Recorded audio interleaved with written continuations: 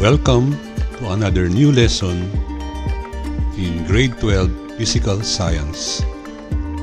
For today's lesson, we will be studying about the formation of the elements.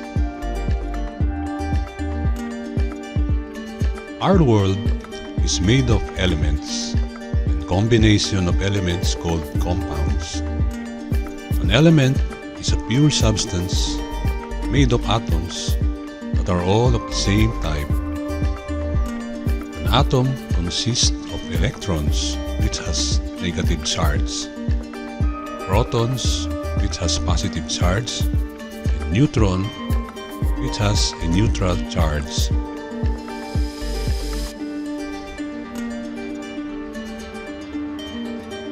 At present, there are 116 elements that are known, and only about 90 of these occur naturally.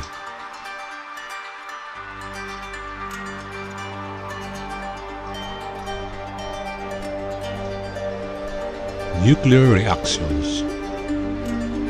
Nuclear reactions are processes in which a nucleus either combines with another nucleus called nuclear fusion or splits into smaller nuclei called nuclear fission.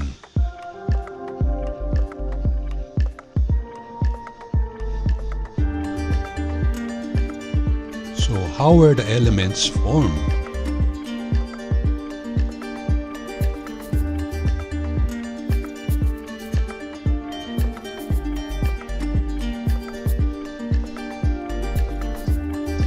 Nucleosynthesis is a theory that explains the formation of the chemical elements. Nucleosynthesis is the process that creates new atomic nucleus from pre-existing nucleons, which is proton and neutron.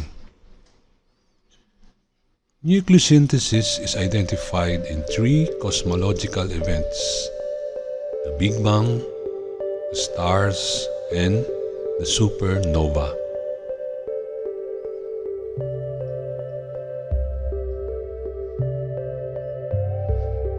According to the Big Bang theory, the universe began about 1.8 times 10 to the 10 years ago with an extreme concentration of energy in a very small space.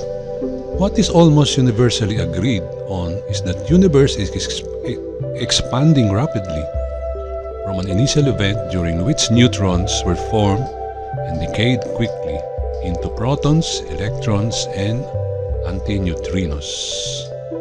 After about 1 second, the universe was made up of a plasma of protons, neutrons, electrons, neutrinos, and photons. But the temperature was too high to allow the formation of atoms. This plasma and the extremely high energy caused fast nuclear reactions.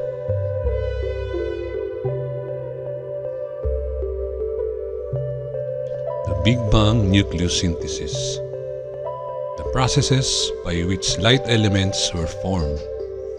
Big Bang nucleosynthesis happened after the first few minutes after the Big Bang.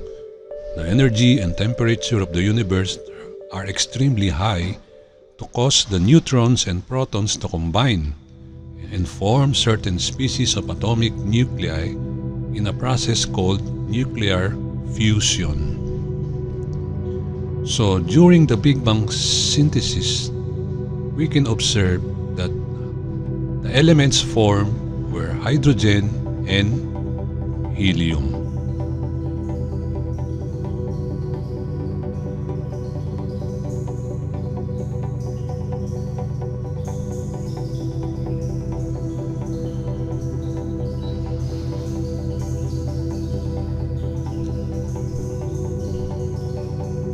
Elements are formed deep within the cores of certain types of stars.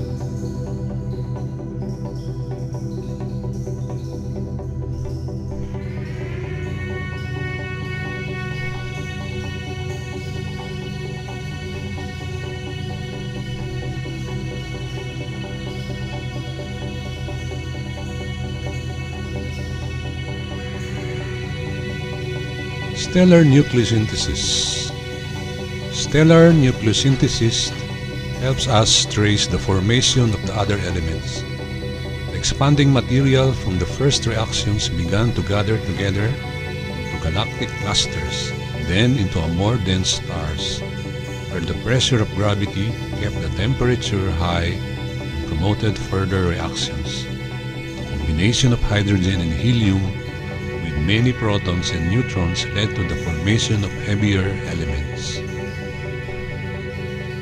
In more massive stars, the carbon-nitrogen cycle is possible.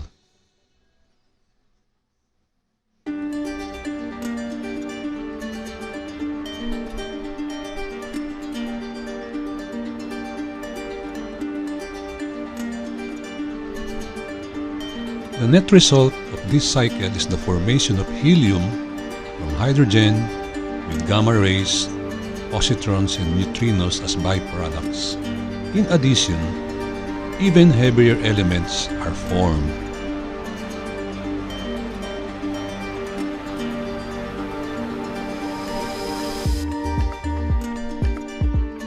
At still higher temperatures, further reactions take place.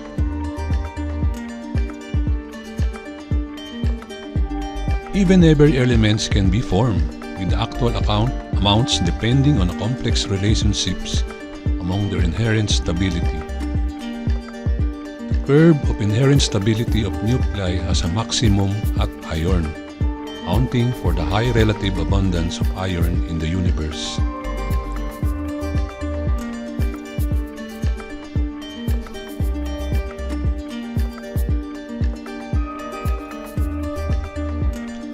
Supernova nucleosynthesis.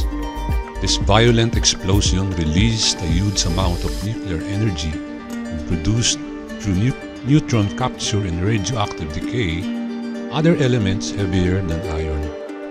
Formation of elements of higher atomic number takes place by the addition of neutrons to a nucleus, followed by electron emission of decay. Cosmic abundances of the elements. Here in this graph, we can see the abundances of the different elements in the universe. Here, we can observe that the most abundant element are hydrogen and helium, which were formed during the Big Bang.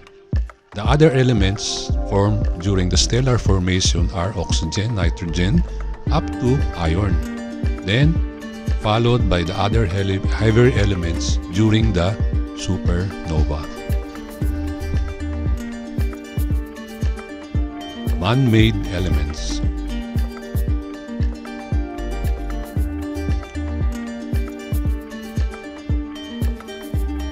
Synthetic element is one of 24 chemical elements that do not occur naturally on Earth.